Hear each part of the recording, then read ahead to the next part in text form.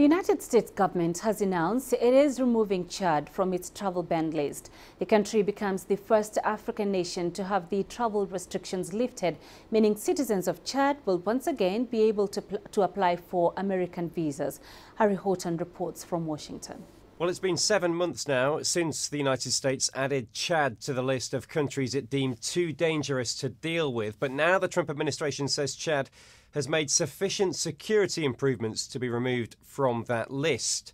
Announcing the news, the White House Press Secretary Sarah Huckabee Sanders said Chad had improved its identity management and information sharing practices. It's an important shift in policy towards the Central African nation, especially as Chad has been a key player in the fight against extremism in the Sahel region. It's also partnered with the US on its strategic counter-terrorism offensive against the growing threat of Boko Haram and the Islamic State's expansion into West Africa.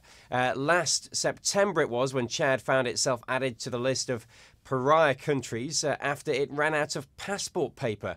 That meant it was unable to print and share samples of its most recent passports.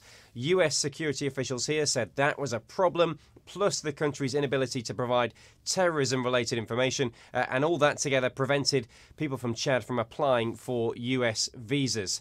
Chad was pretty unhappy to find itself on the list along with North Korea and Syria, and has long petitioned Washington to be removed. Now, since the announcement, Chad's foreign minister has said that he's pleased and hopes to further strengthen cooperation between Chad and the United States. The restrictions will be lifted on Friday.